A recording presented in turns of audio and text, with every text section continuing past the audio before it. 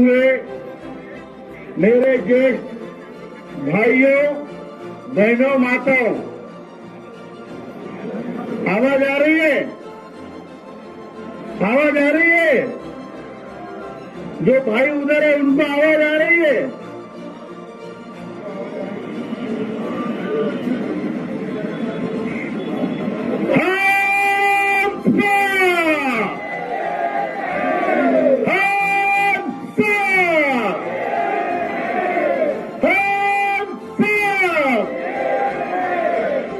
नहीं किसी से भीख मांगते, नहीं किसी से भीख मांगते। भाइयों, आप देश के 27 राज्यों से यहां पर अपना पैसा खर्च करके इतनी ठंड में दिल्ली में पधारे हैं, क्योंकि आपके मन में जो समस्या, जो प्रश्न ज्वलंत है, वो प्रश्न और उसका उत्तर इस सरकार से हमें लेना है।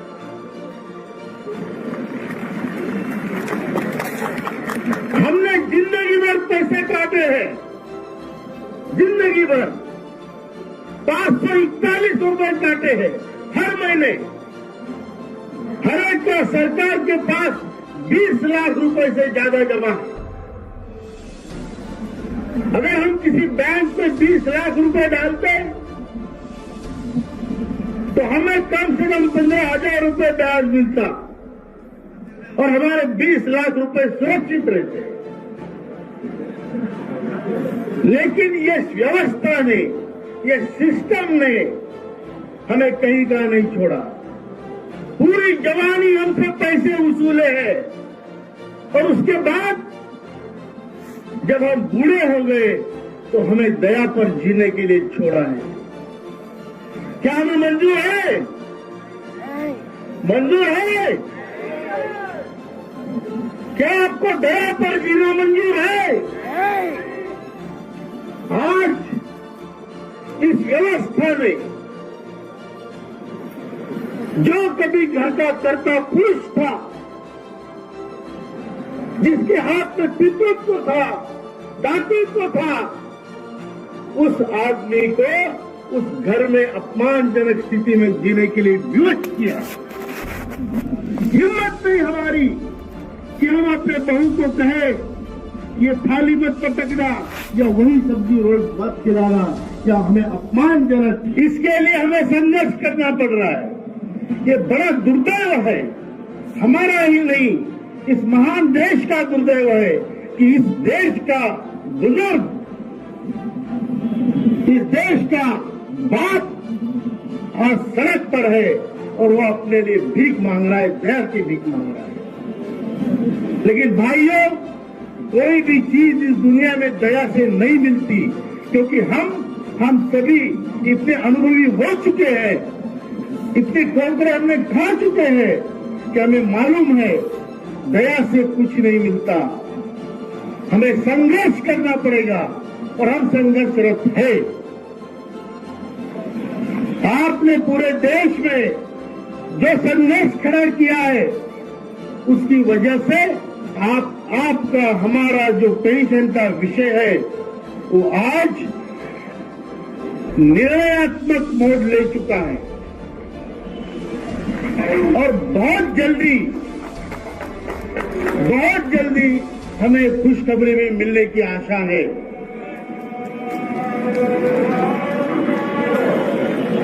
सिंह साहब ने बताया 25 जनवरी तक सरकार की हम राह देखेंगे। हम सुनते हैं मोदी है तो मुमकिन है, हमें विश्वास है 25 जनवरी तक हमारा प्रश्न का उत्तर मिलेगा, हमारी पेंशन बढ़ेगी।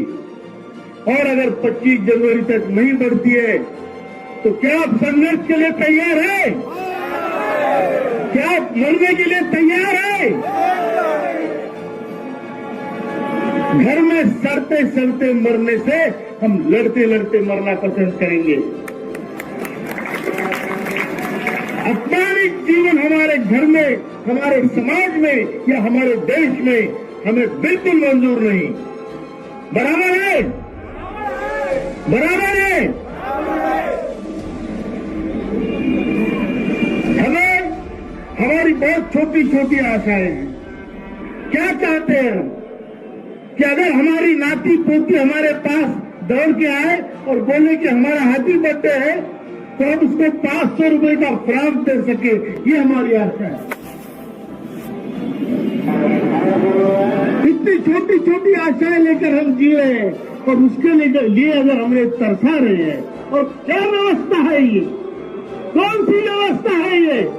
जहां व्यवस्था को बनाने के लिए, उसके संरक्षण के लिए जिन लोगों को भेजा जाता है, वो सांसद विधायक अपनी पेंशन, अपने वेतन 3 गुना कर लेते हैं।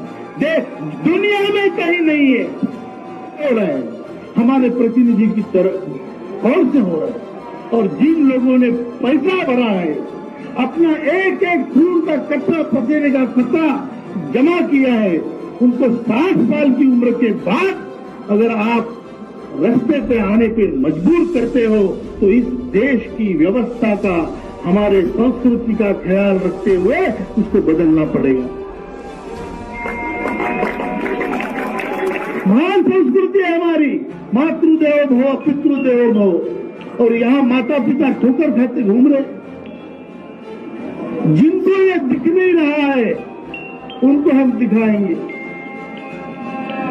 जो अगर इसको इग्नोर करते हैं, इसकी तरफ ध्यान नहीं देते हैं, उनको ध्यान आएगा, लेकिन बहुत देर से आएगा। मंजूर है? क्या ये व्यवस्था से लड़ने के लिए हम तैयार हैं? तैयार है? तो अगर हम तैयार हैं, तो हमें विकल्प भी खोजना पड़ेगा। जो भी आप लोग, बड़े लोग, नेता लोग हमारे कहेंगे, सब अनुभवी है। मैं सबसे छोटा हूं, मैं आपसे छोटा हूं, लेकिन मैं आपका कमांडर हूं। कमांडर मतलब सेनापति, और आप मेरे राजा हैं। राजा आदेश देगा और सेनापति करेगा। आप मेरे राम हैं, मैं आपका लक्ष्मण। वनवास आपको हुआ, आपके साथ मैं आऊंगा। आपका हर युद्ध, हर लड़ाई में लड़ूंगा। लेकिन जब आप जीतेंगे तो सीता भी आपकी होगी और अयोध्या भी आपकी होगी।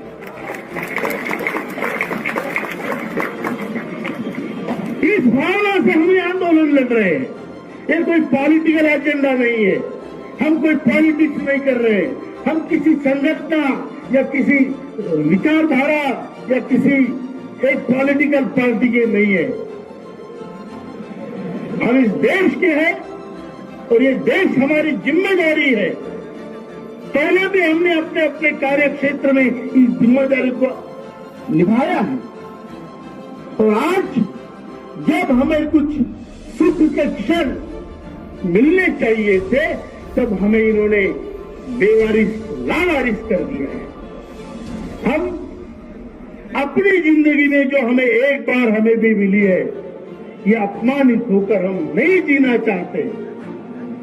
बराबर है? बराबर है?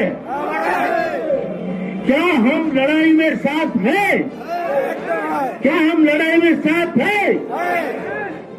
अगर हम अभी इस वक्त कई लोगों के भाषण बाकी होंगे, मैं उसे क्षमा चाहता हूं। जब हम रैली करके वापिस आएंगे तो बचे हुए भाषण भी जिनकी बोलने की इच्छा है उनको मौका दिया जाए। ऐसे में महामंत्री जी को प्रार्थना करता हूं। अभी हम यहां से रैली निकालेंगे। सबसे पहले महिलाएं होंगी, जो नारी शक्ति हमारी सबसे पहले होगी, फिर हम लोग होंगे। यहां से हम इस रास्ते से जाएंगे, हम रास्ता रोकेंगे। मंजूर है?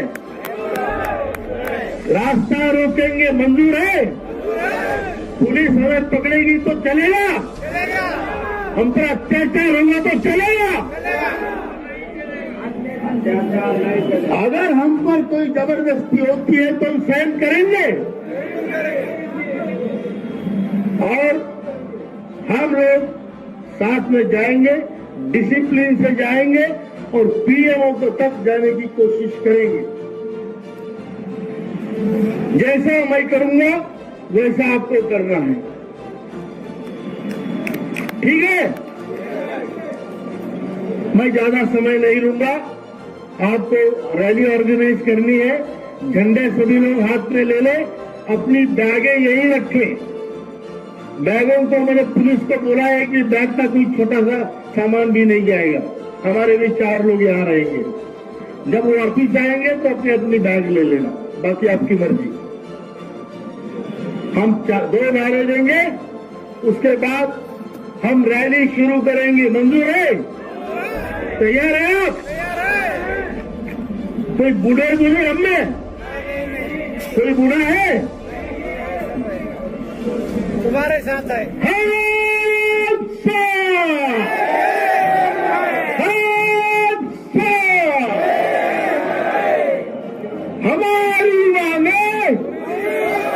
हमारी मांगे नहीं किसी से भीख मांगते, नहीं किसी से भीख मांगते। भारत माता की, भारत माता की, भारत माता की। धन्यवाद।